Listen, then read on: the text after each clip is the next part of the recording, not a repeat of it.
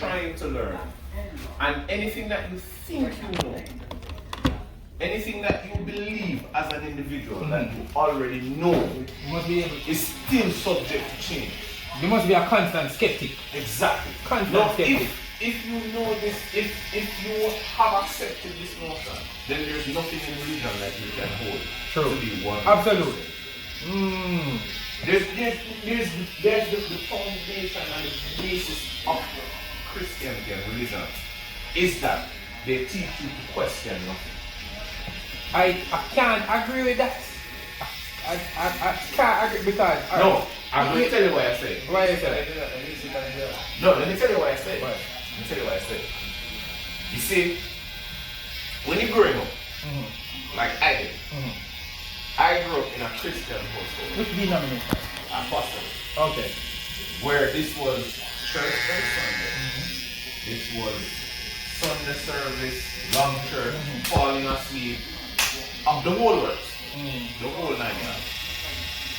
You weren't given an opportunity to discover truth about religion for yourself. It's every day you go to church. Every Friday that there is youth fellowship, and I won't say everything. I was sent, I had to go. I didn't have a problem with it, so I'm not making it seem like I was born and I didn't want to.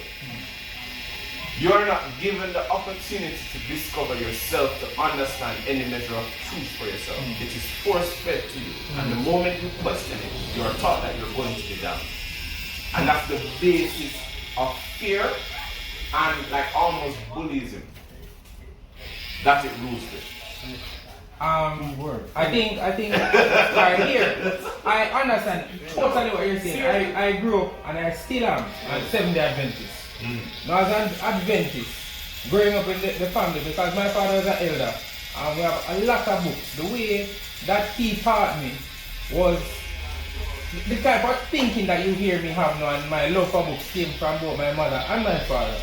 And the type of thinking is that I used to have deep discussions with my father from I was like a little boy, like me ask him, so if God didn't know, say, Lucifer was going to sing, why you even bother to create it? These are the type of questions I've been asking. And he has always facilitated me in terms of free thought and to think, to ask questions, to inquire, and so forth. That's your parents. That's your parents. Try going to the church with that and say, you see, know that you are educated. You see, know that you have come to a deeper realization of certain things.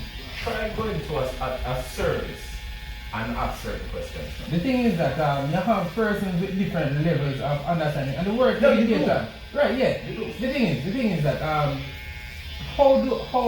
I heard this some time ago, and the way to test true education is being able to accept a thought without having to accept it, entertain it, without accepting it. Right. And I think if as you say, it's a mark of an educated mind, to be very honest, to even entertain a conversation without having to accept it. But you have too many people that are in power, that are influencing youths, that are influencing minds and lives, that you cannot have a conversation with. They will not entertain. I'll give you an example. You just can't. I'll give you an example. The flat Earth thought. Omar brought it to me when I would have already explored it in depth. So I was playing badminton at UWI, and like this guy that was doing the sciences said that like the Earth is flat. I was like, yo, what are you? What are you talking about, the Earth is flat? So I went on YouTube and I said, oh, this is the actual thing, and then I started to ask questions because I have a science background. I started to ask questions, and then I said, this flat Earth person that asking questions that I studied geography, like, you know, and I couldn't answer it, but then in deeper study I realized that, well, alright, the Earth not flat, but they ask good questions. Exactly. I have a friend who, like, he's very smart, he's a medical doctor and stuff, and he got 9-1, all that good stuff, he's very smart. But I tried to have a conversation with him for him to even entertain it. He would not entertain it. It cannot happen. And this is my problem with that. You see that person that you're referring to? As educated as he is, as intelligent as he is, which is not education, if he was born in the 1500s, he would have been as convinced that the earth was That's flat flat. as he is now that the earth is round. Right. Because whatever is taught, he's one of those persons that just regurgitate what he's taught. What he sees in books, what he reads, that's how he's able to excel so much. I'm not diminishing his achievement. Yeah, man. Yeah, man. But one of the things that people learn to do, especially the ones that excel, intuitively at studies and so on, they learn to read, see it, Regurgitate it. No. and you cannot ask them to break down anything. I tell you something. They learn. We used to do quiz back in high school, and that man used to go home. He had a routine. I couldn't call him like between probably like 7 and 9. He'd be asleep. He'd get up, study. Really, when results came out, he said, "Yo, Kenner," I called. "Yo, Kenner, guess what I'm taking?" Like, you got 9 months, okay? Yeah, you got 9 months. Yeah. We expected. Yeah. Anything Right? else? But the thing is that he's married now, and the thing is that if he's planning something, because he's a good planner, very diligent and all of this stuff. If he's planning something and something goes AY, like really like it start go so, he can get all over the place. On the other hand, I consider myself like I'm also bright, but the thing is that I would probably leave it till last minute and then do it, and I am not as diligent and as disciplined as he is, but I learned to be more flexible than he is. So in that way, like his wife would even say to me that, because I was his best man, his wife would even say to me that, you know, that church can plan good, but if something goes wrong, he can't right, and that is the same way with his thinking. Like if something no question, right, if you know come within thinking, he can't assimilate how I'm going to deal with it. Like even the other day, I was saying to him, I posted something about it seemed to have to him would have sexist undertones, and it was this. Not everything it had, and it was one of those picture messages that had the message of a picture of a skimpily dressed woman. Not everything that attracts a man will keep his attention. But that's common sense. But my friend, common sense ain't so common. Common sense ain't so common.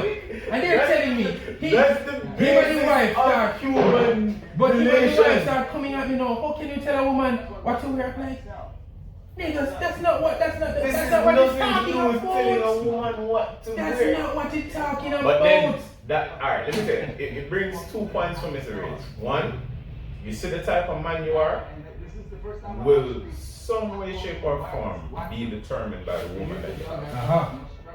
For me, I have a woman that she's not as free thinking as me.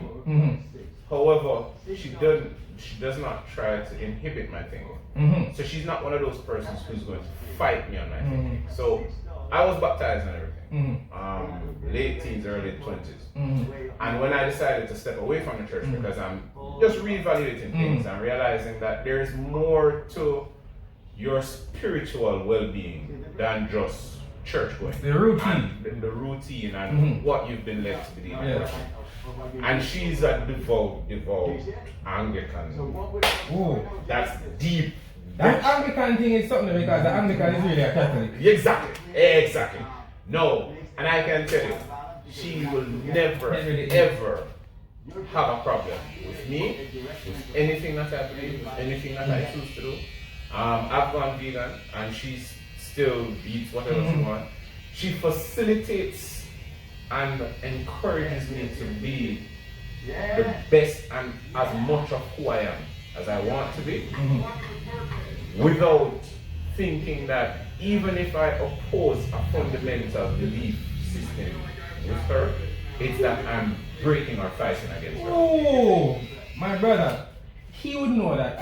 I'm trying so like for him, the second point is, you see for him, that he has a woman that's basically a reflection of him, you're not going to find him blossom or grow much further than where you are, or develop more than where you are.